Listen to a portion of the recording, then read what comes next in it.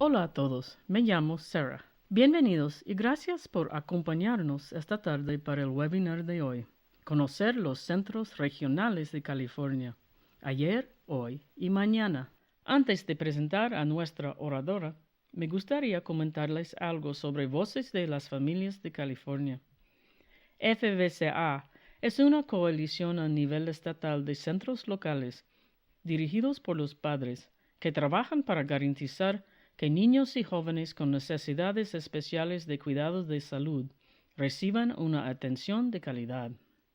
Como afiliado estatal de National Family Voices, somos el Centro de Información de Salud de Familia a Familia, con financiamiento federal de California, y proveemos asistencia a familias de niños con necesidades especiales. Estos webinars son una especie de capacitación a nivel estatal sobre varios temas de la salud de los niños y están dirigidos a las familias, profesionales, recursos humanos y defensores de un padre a otro. Si tiene alguna dificultad técnica, puede llamar directamente a GoToWebinar al número que aparece en la pantalla. Debido a cuestiones de retroalimentación, tenemos a todos silenciados de nuestro lado. Durante el webinar, siéntese libre de escribir cualquier pregunta en la casilla indicada que se encuentra en el lado derecho de su menú. Nos detendremos de tanto en tanto durante la presentación para contestarlas y también ahorrar algo de tiempo al final para preguntas adicionales. La presentación de hoy será grabada y publicada en el sitio web de FVCA junto con los PowerPoints. Luego tendremos una pequeña encuesta de evaluación. Le agradecemos por tomarse un momento para dejarnos sus comentarios valiosos sobre la presentación de hoy. Y ahora me complace presentar a Amy Westling. Amy es directora ejecutiva de la Asociación de Agencias de Centros Regionales, ARCA por sus siglas en inglés.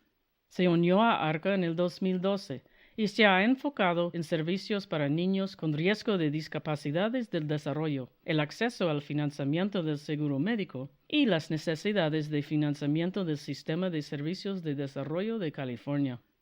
Antes trabajó en el Centro Regional de la Alta California, coordinando el traslado de personas con discapacidades de desarrollo desde ámbitos institucionales a comunitarios, y en el Centro Regional de Valle Central, supervisando los servicios, la coordinación de servicios en el área rural de Merced y el condado de Mariposa. Ahora los voy a dejar con Amy. Gracias a todos. Es un placer estar con ustedes hoy y agradezco que puedan destinar una hora de sus ocupadas agendas para poder aprender más sobre los centros regionales, su historia y dónde estamos hoy y hacia dónde pensamos que nos dirigimos. Hoy vamos a ocuparnos de tres cosas. Vamos a cubrir la historia del Sistema de Desarrollo de California. Creo firmemente que no podemos apreciar dónde estamos o dónde estuvimos sin entender dónde hemos estado. Así que dedicaremos un tercio de la presentación para hablar sobre la historia y la filosofía detrás de los centros regionales. El siguiente tema que abordaremos es el estado actual del sistema.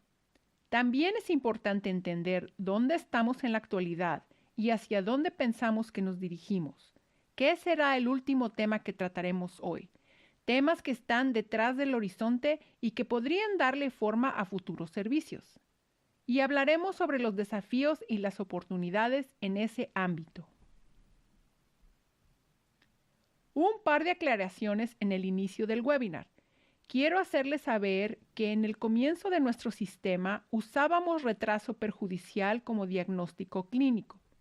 Me he tomado la libertad de actualizar el lenguaje que aparece en los reglamentos normativos, aún en los pasajes históricos, para reflejar el término moderno actual, que es discapacidad intelectual. También quería hacerles saber que haré 2 pausas durante el webinar para responder preguntas y garantizar que todos los que se tomaron este momento para participar en el webinar obtengan un beneficio y que también satisfaga sus necesidades. Así que haré una pausa durante la segunda parte del webinar, luego de la revisión del estado actual del sistema de servicios, y también responderé preguntas al final, luego de tratar los temas del futuro. Sin más demoras, comencemos. Como ya saben, California comenzó como un estado fronterizo y con la población que se estableció en California, no era una población demasiado profesionalizada. Eran mineros y todos aquellos que estaban para asistir a los mineros. Y como cualquier otra comunidad y cualquier otra civilización, California tenía personas con discapacidad de desarrollo en su población. Y no pasó mucho tiempo, fue a mediados o fines del 1800, que el Estado comenzó a contemplar cómo debíamos proveer tratamiento y atención a esta población que necesitaba atención.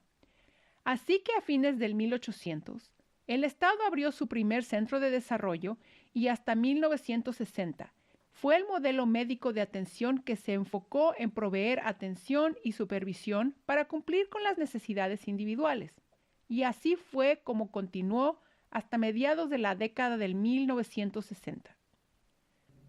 Pero para 1960, California tenía 13,000 personas con discapacidades de desarrollo en estos entornos institucionales y había miles más esperando en una lista de admisión. En ese momento no había opciones, además de la atención institucional, y si una familia tenía un niño discapacitado, solo tenía dos opciones. La primera era colocar a su hijo en un centro de desarrollo y la segunda era cuidar a su hijo las 24 horas, los 7 días, por su propia cuenta. No había sistemas sociales establecidos en ese momento que suministraran apoyo a las familias. De hecho, en esa época, los niños con discapacidades no recibían educación pública. La década de 1960 fue un momento integral en el campo del tratamiento de las discapacidades, tanto a nivel nacional como aquí en California. John F. Kennedy era presidente de los Estados Unidos y tenía una hermana con discapacidad de desarrollo y su otra hermana, Eunice Shriver Kennedy, inició el diálogo nacional y dirigió la atención hacia el problema de las personas con discapacidades de desarrollo.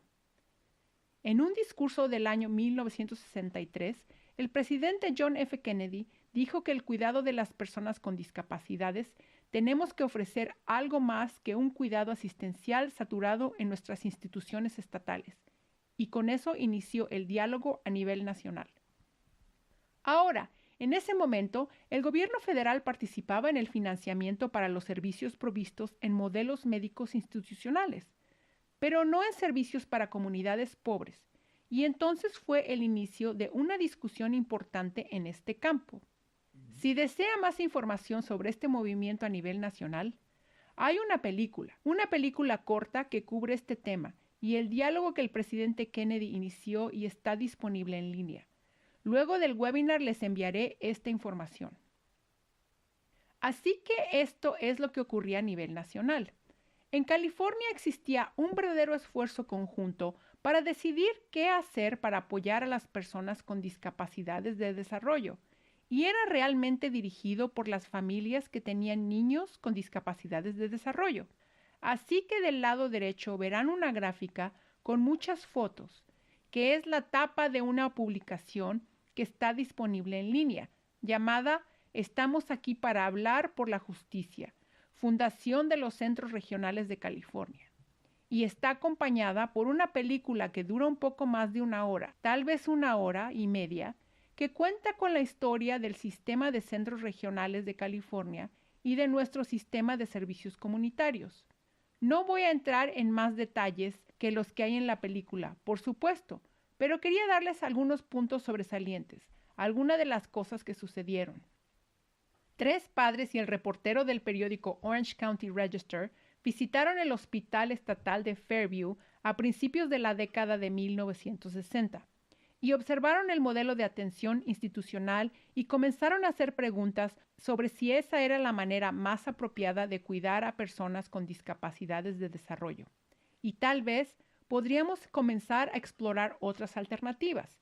Entonces, esta visita y la historia posterior en el Orange County Register hicieron posible audiencias y una investigación, y un grupo de padres se organizaron por este tema y comenzaron a demandar otras opciones. Y comenzaron, a falta de un mejor término, a acosar a los funcionarios electos aquí en Sacramento. Y a quien dedicaron más tiempo y energía y que finalmente les produjo resultados, fue un caballero llamado asambleísta Frank D. Lanterman. Ahora, El señor Lanterman está retratado en la parte superior izquierda en este grupo de fotos. Era un miembro de la Asamblea, un republicano conservador que creía que menos gobierno era mejor y que también creía que las asociaciones público-privadas podían realmente hacer la mayor parte del trabajo que el gobierno venía haciendo hasta este punto. Y esos puntos se volverán importantes más tarde. Entonces, una de las primeras cosas que sucedió, existía la demanda de un reporte que fuera escrito. Es lo que hacemos aquí en Sacramento cuando se presenta un problema. El problema es estudiado y luego se genera un reporte y entonces en 1965 un reporte resumió el problema y dijo que la clave del problema era que la mayoría de las familias que no pueden cuidar a su hijo con discapacidad intelectual en el hogar no tiene otra opción que enviar al niño a un hospital estatal. Entonces, como mencioné antes, realmente era una elección forzada. La familia tenía la opción de enviar a su niño a un centro de desarrollo o la opción de cuidar a ese niño casi completamente por sus propios medios. Entonces, gracias al reporte, se tomó la decisión de crear 2 centros regionales piloto. En 1966 se abrieron los 2 primeros centros regionales, el primero en Los Ángeles y el otro en San Francisco. Y el objetivo fue comenzar a explorar alternativas al cuidado institucional para atender las necesidades únicas de cada persona. Comenzábamos a entender que las personas y sus familias tenían necesidades diferentes. Aún personas con la misma diagnosis o el mismo diagnóstico han tenido necesidades únicas debido a sus comunidades o a sus familias. Y en 1968, un estudio descubrió que los 2 centros regionales piloto habían sido exitosos. Habían sido capaces de proveer a las familias el nivel de apoyo que necesitaban para poder mantener a sus hijos en sus comunidades antes que en un ámbito institucional, otra causa menor. Entonces, los padres defensores volvieron a recurrir al asambleísta Frank D. Lanterman, que introdujo la ley AB 225 en 1969, que fue el vehículo que se utilizó para expandir los centros regionales a nivel estatal. Como mencioné antes, el señor Lanterman era partidario de las asociaciones público-privadas, y esta asociación y esta noción creó el sistema de centros regionales y los servicios que permitieron a los centros regionales reflejar las necesidades de cada comunidad y llenar los huecos en los servicios y apoyos existentes para cada familia. Porque trabajé en los centros regionales del Valle Central y Alta California, los centros de Valle Central en Fresno y en el área del Gran Fresno, como también en el Centro Regional de Alta California, concentrado en Sacramento y en el área adyacente, puedo decirles que los desafíos para cada centro son diferentes. Valle Central en su mayor parte es rural y una de las mayores consideraciones es cómo trasladar a las personas de un lugar a otro para recibir la asistencia apropiada, es decir, diariamente, cómo llevar a alguien desde su hogar hasta su trabajo quizás. En Alta California y otras áreas caras del estado, hay desafíos adicionales relacionados con cómo se financian los servicios y cómo se proveen los servicios en un entorno más urbano. Así que en 1978 se completó la expansión del sistema de centros regionales y abrió el Centro Regional número 21. En ese momento, la expectativa era que por cada 1,000,000 de californianos se abriera un nuevo centro regional. Hoy tenemos unos 39 millones de californianos, que equivaldría a tener 39 centros regionales, pero solo hay 21. Y estas barreras han permanecido relativamente sin cambios durante los últimos 40 años. Seguimos. Desarrollos adicionales importantes en el sistema. En 1973, otra vez el asambleísta Lanterman redactó una ley para expandir los servicios de los centros regionales a individuos con otras discapacidades de desarrollo que no fueran discapacidades intelectuales. Y entonces fue posible que personas que tenían parálisis cerebral, epilepsia, autismo y otras condiciones estrechamente relacionadas con discapacidades intelectuales pudieran unirse al sistema de centros regionales. En 1983, California comenzó a recibir financiamiento federal para su sistema comunitario. Esto fue sumamente importante y costó mucho más que lo que significan los fondos federales para nosotros en la actualidad. Pero hasta ese día, todo el sistema estaba financiado completamente con dólares estatales. Otro gran avance para nosotros ocurrió en 1985. Hubo un juicio que en realidad surgió por una crisis fiscal de California. Y en ese momento, la pregunta era, en caso de una crisis fiscal, ¿se pueden reducir los servicios que recibe una persona a través de los centros regionales en respuesta a esa crisis? Y lo que dijo la Corte Suprema de California fue que la ley Lanterman define un derecho básico y su correspondiente obligación básica. El derecho que garantiza que una persona con discapacidad de desarrollo debe recibir servicios que le posibiliten vivir una vida más independiente y más productiva en la comunidad. La obligación que impone sobre el Estado es a proveer esos servicios. Y esto realmente estableció el derecho a los servicios que conocemos en la actualidad. Y los derechos a los servicios en California es una de las cosas de las que estamos muy orgullosos. Somos el único estado que proveerá servicios de desarrollo necesarios a cualquier residente de nuestro estado, sin importar la elegibilidad para Medi-Cal, conocido como Medicaid en otros estados, y sin lista de espera. En algunos estados de este país, la lista para recibir servicios puede exceder una década. Entonces, esta fue una de las piezas esenciales de lo que somos hoy. Desarrollos adicionales. En 1993, en lo que ha sido conocido como el Acuerdo Cofelt, se obligó al Estado, el cual accedió a iniciar un traslado a gran escala de personas de centros de desarrollo a la comunidad. De hecho, más de 2,000 personas fueron transferidas desde los centros de desarrollo a la comunidad en un periodo de 5 años. Y a partir de ese momento, hemos visto el cierre de los centros de desarrollo restantes. Así que brevemente quiero hablar sobre dónde estamos hoy, cómo está el sistema en la actualidad, cuáles son sus objetivos y sus aspiraciones, y algunas de las cosas que impulsan la prestación de servicios como la conocemos. Como mencioné, ahora hay 21 centros regionales y asisten a más de 300,000 personas con discapacidades de desarrollo. Cada centro regional sigue siendo una entidad sin fines de lucro, independientemente supervisada por un consejo directivo de voluntarios. Y esto significa que los centros regionales responden no solo al Estado, a las fuentes de financiamiento del Departamento de Servicios de Desarrollo, sino también a sus comunidades locales, porque los miembros voluntarios del consejo directivo son miembros de la comunidad.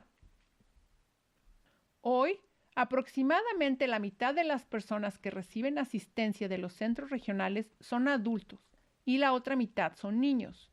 Los centros regionales tienen 3 grandes objetivos que realmente son una guía para la prestación de servicios. Así que a principios de 1990, el sistema de centros regionales se expandió para incluir el programa de comienzo temprano o Early Start, que es para bebés y niños con riesgo de discapacidad de desarrollo. Y para aquellos bebés y niños, el objetivo es ayudar a tantos como sea posible para recuperar terreno con otros niños de la misma edad a través de terapias e intervención temprana. Para niños que reciben asistencia en el sistema de centros regionales, el objetivo es ayudarlos a permanecer en su hogar y para los adultos es ayudarlos a ser más independientes. La prestación de servicios en el sistema de centros regionales es impulsada por las necesidades individuales y es a través de un proceso clínico planificado que se determinan, se abordan y se evalúan las necesidades de cada individuo. Entonces, lo primero que hace un coordinador de servicios por un individuo es ayudar a coordinar los servicios para cada persona, asistido por un centro regional. Lo primero que un coordinador de servicios debe preguntar a una familia o a las mismas personas es cuáles son sus esperanzas y sueños.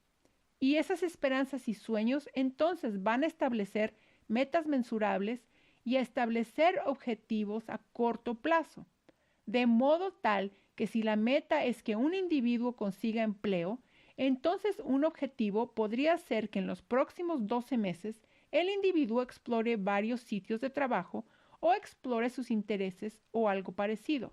Entonces el próximo paso es explorar los recursos disponibles. Los centros regionales fueron desarrollados para llenar esos huecos en los recursos disponibles y cuando se determina qué servicios son apropiados para comenzar a abordar las metas y los objetivos, uno de los primeros pasos es explorar los recursos que el individuo tiene a su disposición, ya sea a través de recursos naturales. Todos tenemos amigos y familiares, una comunidad que nos ayuda a lograr las cosas y entonces buscamos en dónde están esas cosas y cuáles son esos recursos disponibles que el individuo tiene a su disposición. Si el individuo quiere un trabajo y la familia tal vez sabe de alguien que tiene un negocio pequeño, conectar a esos dos individuos tiene sentido. Lo próximo que miramos, en términos de recursos disponibles, son otros programas con financiamiento del gobierno o programas financiados a través de seguros de la salud o ese tipo de cosas. Y esto puede incluir cosas tales como servicios de apoyo a domicilio, puede incluir terapias médicas disponibles a través de seguros de salud, una variedad de otras formas, incluidos servicios educativos provistos a través del sistema de escuelas. Entonces, una vez que identificamos dónde están los recursos disponibles, buscamos dónde están los huecos remanentes. Y la contratación de servicios puede llenar esas necesidades remanentes. Y al seguir este proceso y después de un tiempo, comenzamos a monitorear el progreso de las metas que establecimos al comienzo y el proceso se repite a sí mismo. Entonces, este es un proceso llamado planificación centrada en la persona y el gobierno federal tiene una definición fantástica de planificación centrada en la persona que quiero compartir con ustedes. Y esa definición es que el plan de servicios centrado en la persona debe reflejar los servicios y asistencias que son importantes para el individuo, como también lo que es importante al individuo. Solemos pensar sobre cosas que son importantes para el individuo, como incluir esas cosas que son importantes para mantener la salud y la seguridad. Entonces es importante para un individuo recibir sus medicinas. Pensamos en esas cosas que son importantes al individuo como la calidad de vida, cosas por las que todos nos preocupamos, esas cosas que hacen que queramos levantarnos a la mañana y enfrentar el día. Podría ser importante al individuo comenzar el día con una taza de café. Su salud no sufrirá efectos adversos si no lo hace, pero ciertamente no estará tan feliz y su salud no sufrirá si no consigue eso. Entonces, en pocas palabras, la planificación centrada en la persona se refiere a encontrar un equilibrio entre lo que es importante para mantener la salud y la seguridad de la persona y también permitir que esa persona persiga cosas en las que realmente está interesada y que viva de tal manera que disponga de una enorme cantidad de opciones en su vida. No podemos terminar un webinar como este sin hablar sobre el dinero. Al principio mencioné que en la década de 1960, cuando se estableció el sistema, el gobierno federal no formó parte del financiamiento del sistema en su mayor parte. Y luego, en la década de 1980, comenzamos a recibir dólares federales para el sistema. Entonces, en este año fiscal actual, que comenzó el 1 de julio del 2017 y terminará el 30 de junio del 2018, el presupuesto total comunitario para el funcionamiento de los centros regionales, como también para los servicios que contratan de proveedores que tienen un contacto diario con las personas, es de 6.4 mil millones de dólares. Y pido disculpas, no actualicé la cifra del 2016-2017, pero creo que este es el número para 17-18. Entonces, El reintegro federal total es de 2.6 mil millones de dólares. Esos son fondos federales. El 41% del financiamiento del sistema viene del gobierno federal. Y para seguir recibiendo dólares federales, debemos seguir las reglas que el gobierno federal ha establecido. Ellos tienen expectativas sobre la prestación de servicios que podría verse un poco retrasada, pero quería explicarles el contexto y por qué y en qué está interesado el gobierno federal. Es muy importante para nosotros aquí en California. Y brevemente, antes de empezar con las preguntas, quería hablar sobre las tendencias actuales que tienen un impacto en el sistema de hoy. Nuestro sistema ha presenciado una gran evolución desde que fue fundado hace más de 50 años. Estamos viendo mayores índices de autismo. Estamos viendo personas que viven mucho más que lo que sus familiares de edad avanzada podrán cuidarlos. Esta es realmente la primera población de personas por la cual un cuidador debe considerar qué le ocurrirá a esa persona cuando ya no pueda cuidar de ella. Tenemos que pensar en los individuos con diagnosis múltiple. Hay personas en nuestro sistema que tienen necesidades muy complejas.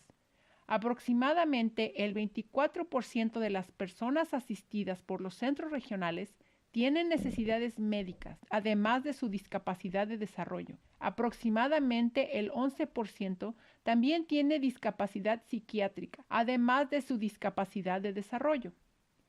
También sabemos que California se está convirtiendo en un estado cada vez más diverso y tenemos que pensar en la mejor manera de ayudar a esas personas en donde estén. ¿Cómo podemos ayudarlas con una sensibilidad cultural? Sabemos que hoy el 76%, casi el 77% de las personas asistidas por los centros regionales viven en sus casas con sus familias. Sabemos que el 95% de las personas asistidas por los centros regionales hablan o español o inglés, pero sabemos que en nuestro sistema se hablan más de 40 idiomas. Y sabemos que, por ejemplo, las personas tienen necesidades de asistencia adicional. Por ejemplo, más de 500 personas asistidas por los centros regionales se comunican usando el lenguaje de señas americano. También sabemos que, como han cambiado los tiempos, las personas y las familias están mucho más interesadas en servicios más individualizados. Quieren asegurarse de que los servicios que reciben están totalmente adecuados a las metas y objetivos que tienen. Y ahora sí estoy a su disposición para responder preguntas. Hola, muchísimas gracias. Tenemos algunas aquí y la primera pregunta es, ¿hay otros estados que tengan centros regionales o solo los tiene California gracias a la ley Lanterman? Cada estado del país tiene un sistema para asistir a personas con discapacidades de desarrollo, pero los centros regionales de California son únicos. En la mayoría de los otros estados, la prestación de servicios se realiza ya sea a través del Departamento de Servicios de Desarrollo o a través de los condados, pero solo en un par de lugares hay entidades similares a los centros regionales y es gracias a la ley Lanterman que tenemos esta estructura. Gracias. Y otra pregunta se refiere a la diapositiva 16 y dice, la presentadora está diciendo que los centros regionales solo pagan por servicios que otras agencias estatales se niegan a pagar. Sí, los centros regionales se establecieron para ayudar realmente a los individuos y a sus familias a transitar por esos sistemas, pero también para llenar los huecos de estos sistemas, y fue una de las premisas al comienzo de la ley Lanterman. De hecho, tengo una copia de la ley Lanterman original en mi escritorio y solo tiene 15 páginas. La actual tiene unas 300. Entonces ha estado ahí desde el comienzo de la ley Lanterman, pero también es una obligación del funcionamiento federal. Los centros regionales funcionan y reciben dólares federales a través de un mecanismo de financiamiento llamado la exención. Y una exención solo se consigue para financiar cosas que no están disponibles, por ejemplo, a través de Medical. Entonces debes asegurarte de que, por ejemplo, Medical o servicios de apoyo a domicilio no financian algo antes de facturárselo al gobierno federal a través de nuestro programa. Gracias. Y entonces la siguiente pregunta que tenemos se refiere a ¿qué podría ocurrir si el financiamiento federal se va impactando? Y hay otra pregunta que se refiere específicamente al financiamiento de los centros regionales. Si la nueva ley de impuestos se aprueba, ¿podrían eliminarse los servicios a domicilio comunitarios? Bien, en realidad voy a referirme a estas preguntas un poco más tarde, así que sería genial si podemos dejarlas en pausa. Bien, perfecto. ¿Estás lista para un par más? Seguro. Veamos aquí. Si un cliente también recibe CCS, sus proveedores o los de su central regional trabajan con los proveedores de CCS para asegurar que se cumplan todas con sus necesidades y el acceso oportuno a la asistencia. Sí, existe la intención de coordinar todos esos servicios e identificar realmente quién va a hacer cada cosa. Reconocemos que trabajar con muchos sistemas es complicado y lleva mucho tiempo. Ya sabes, especialmente cuando empiezas a mezclar sistemas que tienen diferentes estándares y diferentes expectativas. En el mundo CCS existe una definición, pero los centros regionales sin duda funcionan bajo una extensión de tiempo también. Entonces, existe la intención de ayudar a las familias a transitar por los sistemas, no solo los sistemas de centros regionales, sino otros sistemas también, e identificar cómo el centro regional se puede integrar con los servicios existentes. Bien, gracias. Alguien más pregunta, debido a que la población de California ha crecido mucho, ¿es momento de empezar a pensar en construir más centros regionales para mejorar el acceso y reducir la lista de espera? Una de las cosas que se les controla a los centros regionales es la longitud del tiempo de ingreso. Y cada año los centros regionales logran la compleción del ingreso en línea con las líneas de tiempo en más del 95%. Entonces no es un problema de falta de acceso o tiempo de espera generado por el número de centros regionales. Si pensamos en cómo eran las cosas en la década de 1960, hemos avanzado hacia una era mucho más digital, donde se puede pasar la información a través de amplias áreas geográficas con mayor velocidad. Algunos de los problemas con la prestación de servicios y tiempos de espera para servicios reales, tal vez relacionados con el precio que los centros regionales pueden pagar a los proveedores. He escuchado muchas conversaciones, pero nada que sugiera que hay un plan para desarrollar centros regionales adicionales en estos momentos. Bien, solo una pregunta más y seguimos. Esta persona pregunta, usted mencionó que los centros regionales tenían diferentes desafíos y poblaciones. ¿Cuánta consistencia se requiere entre los centros regionales? Por ejemplo, algo que uno cubre pero que el otro no. ¿Quién resuelve esas inconsistencias?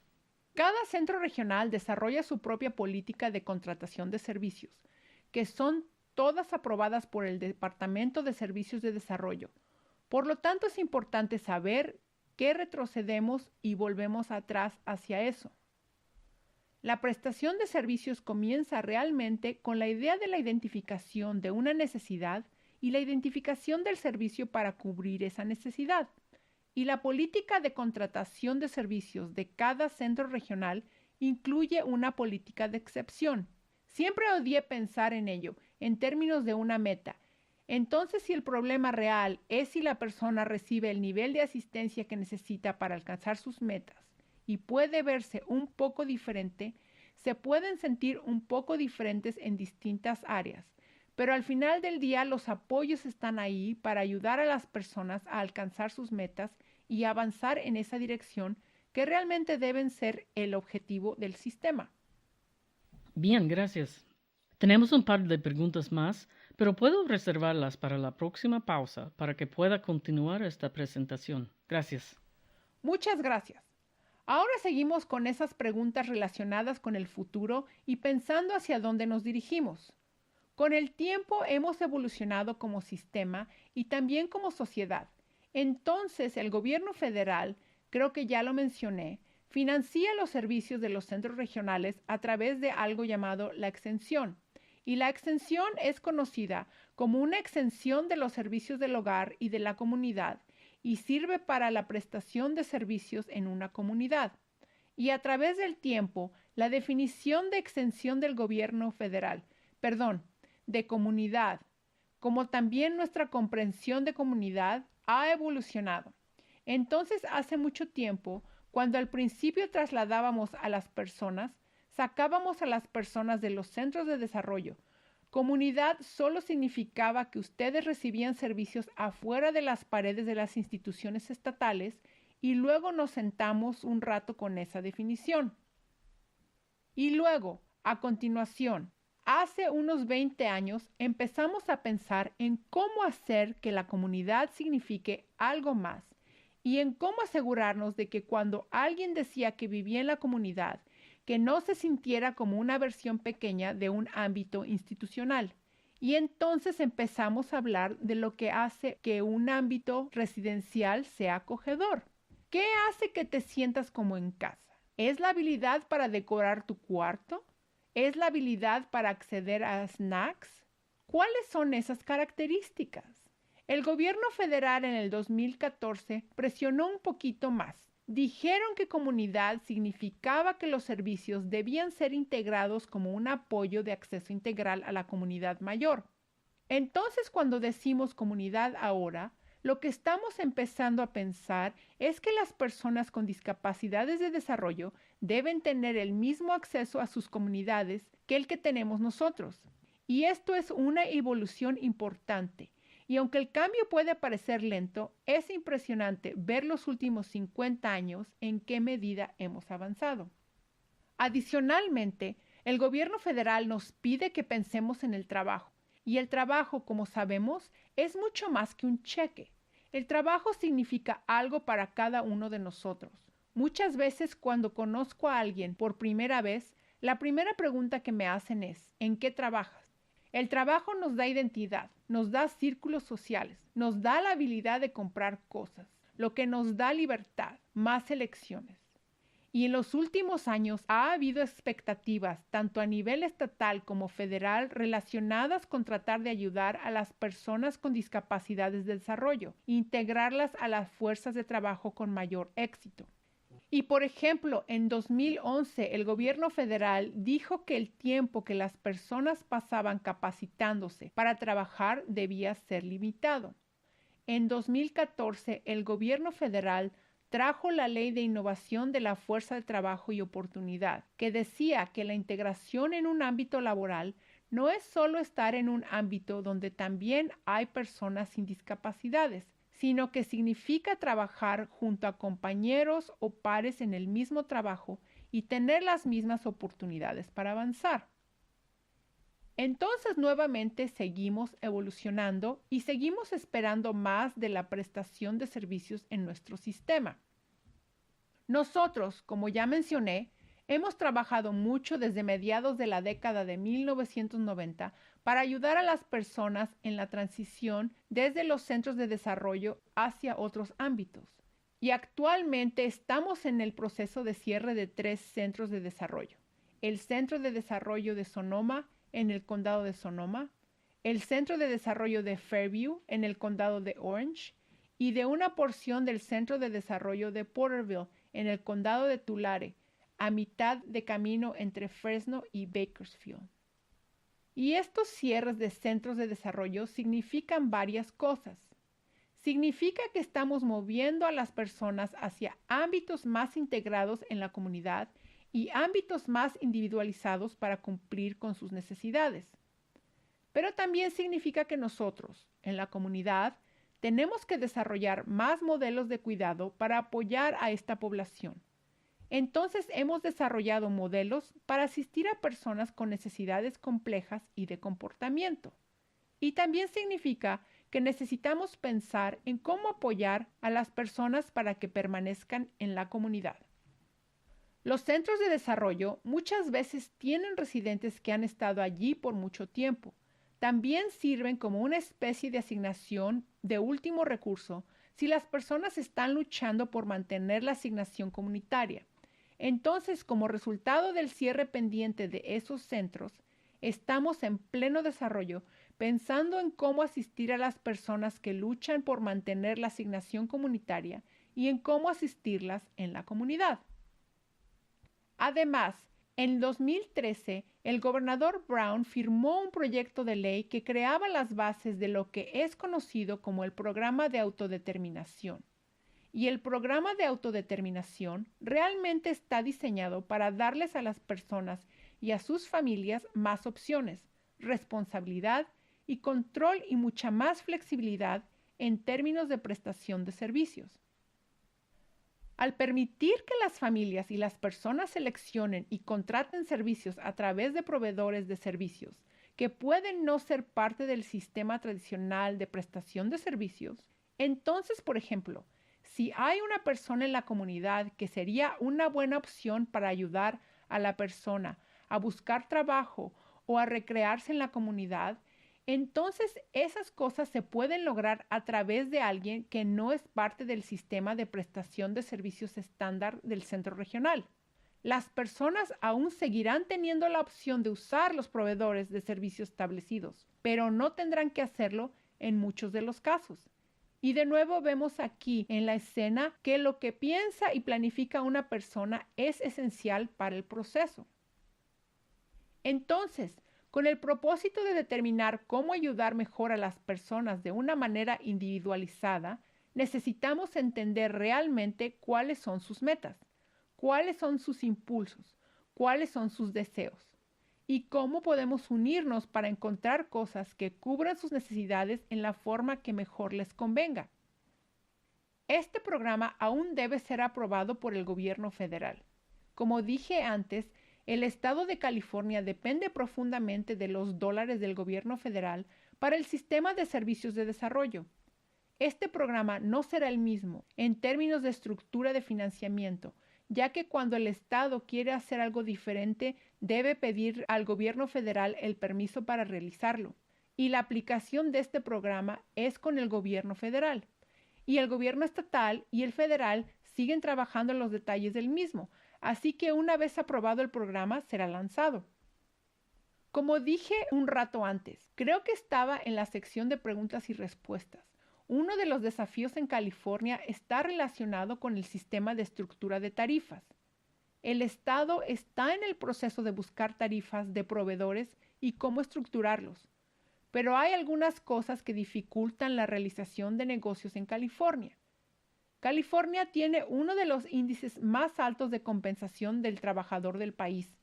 Y en nuestro campo, el índice de compensación del trabajador tiende a ser alto porque las personas reciben asistencia directa. Además, los costos de las propiedades en California son muy altos y tenemos muchos modelos viejos de financiamiento que necesitan ser actualizados. Todo esto hace que encontrar proveedores suficientes sea, muchas veces, un desafío.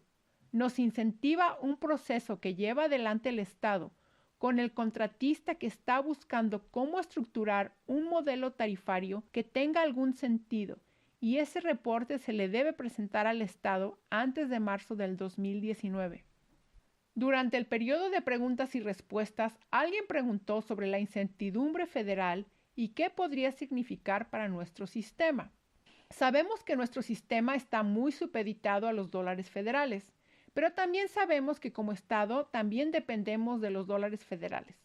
Entonces hay muchas charlas y muchas discusiones sobre qué pasaría si el gobierno federal cambia la forma de participación de Medicaid, que se llama Medi-Cal en California. ¿Qué pasaría si alguna de esas reformas fiscales es un golpe directo a nuestro sistema en términos de...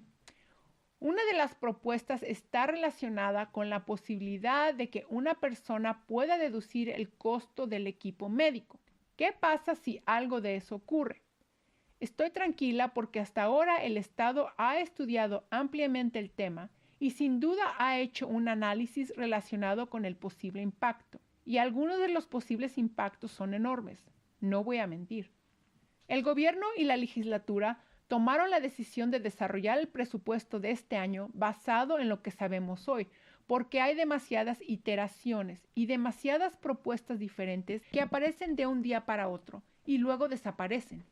Que ellos respondan a cada una de ellas es complicado. Pero sabemos que el financiamiento de Medicaid es enorme para el estado de California. Entonces, no solo nuestro sistema depende de eso, sino también servicios de apoyo a domicilio, como también algunos servicios de educación especial, como también CCS y medical, por supuesto. Hay muchísimas cosas en la corriente y hay muchísima incertidumbre. Y creo que todos estamos comenzando a pensar sobre cómo sería, pero nadie tiene respuestas claras y afortunadamente no solemos tomar decisiones basadas en cosas que no sabemos en la actualidad. Como dije más temprano, la diversidad en California ha aumentado significativamente desde el desarrollo del sistema de centros regionales y realmente estamos trabajando como un sistema de centros regionales para determinar cómo asistir mejor a las comunidades diversas. Y creo que lo dije antes, tiene que ver con el acceso a los idiomas, pero también tiene que ver con normas culturales. ¿Qué servicios buscan las familias y las personas de las comunidades diversas? ¿Y cuáles se adaptarán a sus expectativas y a sus deseos, a sus metas y a sus objetivos? Una de las cosas que sabemos es que las personas que no son de raza blanca tienden más a vivir en casa con sus familias en la adultez. Y durante la última recesión hubo algunas limitaciones que realmente impactaron a los servicios de asistencia a las familias. Y eso incluyó el establecimiento de un límite en los servicios de relevo, como también la eliminación de servicios para acampar y recreación social. Entonces, una de las prioridades legislativas que tuvimos este año fue el levantamiento del límite de relevo. Y para enero de 2018, el límite del relevo será levantado. Otra vez volvemos a cuál es el nivel apropiado de los relevos o cualquier otro servicio, y si es en base a necesidades y dependiendo de las metas y los objetivos de la persona. Entonces, nuestra mayor prioridad legislativa para este año es ocuparnos de la restricción para la contratación de servicios de campamento y recreación social, porque queremos asegurarnos de asistir a las familias y a los individuos que viven en sus casas con sus familias, particularmente aquellos que lo hacen en la edad adulta, que realmente estamos cubriendo esas necesidades. Y sabemos que si trabajamos para asistir a comunidades diversas, que eso incluye uno de los grandes elementos. Para poder tener éxito en ese escenario, hay que depender de una fuerte sociedad con la comunidad. Ya saben, como con cualquier otro sistema de servicios sociales. No podemos hacerlo solos y los centros regionales reconocen la necesidad de cooperar y colaborar con socios comunitarios que realmente tienen un énfasis y una especialidad en términos de servir a ciertas comunidades diversas. Y ahora sí estoy a su disposición para responder preguntas. Gracias, Amy. La primera pregunta que tenemos es, ¿puede describir las desigualdades en el sistema de centros regionales y qué se hace para atender dichas desigualdades? Seguro. Imagino que la pregunta trata sobre por qué cuando miras. Permíteme retroceder. Los centros regionales están obligados a publicar datos de las contrataciones de servicios, que está desglosada por el número de individuos a los que asisten, el índice de etnicidad de esos individuos, el idioma que hablan, etc. Entonces me referí hace solo un momento a lo que se estaba haciendo para cubrir los servicios para las comunidades diversas. Pero creo que esta pregunta tiene más que ver con lo que se estuvo haciendo para atender las diferencias en las contrataciones de servicios entre centros regionales. Y otra vez, volvemos a plan del programa individual y lo que se requiere para cada individuo y realmente se ve de esa manera. Y también sabemos que diferentes centros regionales tienen demografías diferentes, lo que puede impulsar alguna prestación de servicio. Por ejemplo, algunos centros regionales asisten a una población que es mayor que en otros centros regionales. Entonces hay un montón de molestias con este tema. Siempre invito a las personas a que miren, ante todo, si la persona a la que cuidan y apoyan recibe la atención adecuada para alcanzar sus metas. Gracias. La siguiente pregunta es, ¿qué recursos están disponibles para asistir a familias en la planificación del cuidado de sus seres queridos cuando ellas ya no pueden cuidarlos? Buena pregunta. Creo que esto es parte de una conversación más grande. Y creo que, sabes, cuando trabajaba directamente con familias, siempre las invitaba a hacer un par de cosas. Siempre les decía que no esperen hasta que ocurra una crisis para empezar a pensar en esas cosas. Les aconsejo a las personas que consulten con el coordinador de servicios de su centro regional. También hay grupos de familias que están abiertos y disponibles para discutir esos temas. Está el Centro de Recursos de Apoyo de Cuidadores. Hay una variedad de recursos, pero no dejo de subrayar la importancia de la planificación a futuro, antes de la necesidad prevista. Gracias. Alguien pregunta ahora, ¿habrá horas adicionales para relevos fuera del hogar en el 2018? Actualmente está limitada a 21 días. El límite reglamentario del número de días de relevos fuera del hogar está siendo eliminado, como también el límite reglamentario del número de horas de servicios de relevo. Y en casos individuales se tienen en cuenta las necesidades individuales y asegurar que cada individuo o su familia o su cuidador necesitan, y que su necesidad de relevo, determinada de manera individual, sea atendida. No es algo automático, realmente tiene que ver con demostrar que existe esa necesidad y el tamaño y la magnitud de esa necesidad. Gracias. Esas son todas las preguntas que tenemos por ahora. ¡Fantástico! Quería dejarles hoy mi información de contacto o la información de contacto de nuestra oficina. De este lado podrán ver nuestro sitio web como también nuestro número de teléfono. Y en nuestro sitio web hay un enlace que dice Contact Us, contáctenos. Por favor, no duden en enviar más preguntas a través de este mecanismo. Entonces, ¿no hay más preguntas? No, sin preguntas por ahora, pero gracias por su información. Por supuesto. Entonces sigo adelante y te paso el control a ti, Sara. Perfecto. Muchas gracias por esta presentación tan informativa. Y con eso terminamos hoy. Quería recordarles a todos que por favor realicen la pequeña encuesta de evaluación que les será enviada por correo electrónico una vez finalizando este webinar. Apreciamos enormemente los comentarios que nos pueden dejar. Gracias a todos y esperamos que tengan un lindo día.